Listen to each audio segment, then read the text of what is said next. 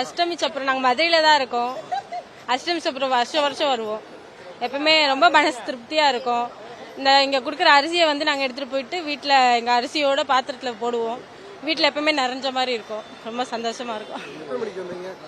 காலைல 5 மணிக்கெல்லாம் அங்கே கோயிலேருந்து கிளம்பிடுவோம். நாங்கள் வீட்டிலேருந்தே 5 மணிக்கு கிளம்பி இந்த டைம் இங்கே வந்தால் நல்லா பார்க்கலான்னு வந்துட்டோம்.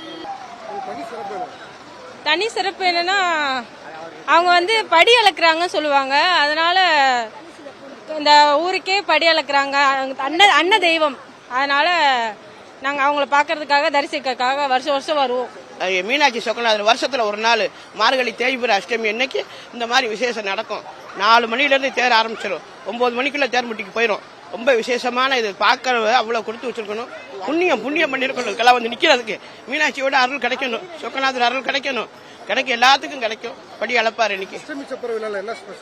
அஷ்டமி சப்பர விழாவில் சிவனடியார்கள் அனைவரும் வந்து விடிய விடிய வந்து பஜனை பாடி தெரு வழிய 4 வெளி வீதி வழியாகவும் சாமி சுத்தி 9:30 மணிக்கு தான் சாமி போய் தேராடி சன்னிதியில் போய் சேரும்.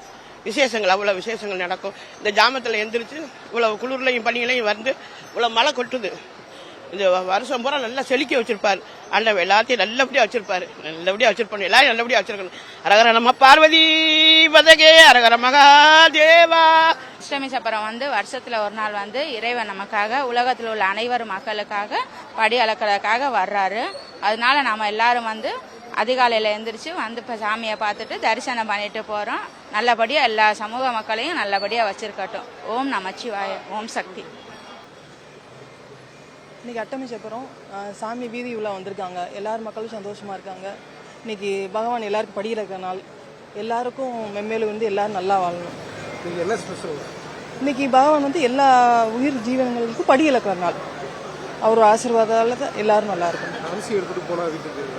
வீட்டுக்கு போய் அதை சமைச்சா ஆரோக்கியம். இன்னொன்னு எல்லாரும் மென்மேலும் உயர்ந்து நல்லா வரும். அச்சய பாத்திரமா விளங்கும். இல்ல எல்லாருமே இழுப்பாங்க. எல்லா மக்களும் இழுப்பாங்க. இன்னைக்கு மீனாட்சிக்கு ரொம்ப உகந்த நாள். சிவன் வந்து எல்லாருக்கும் இன்னைக்கு படி அளப்பாங்க.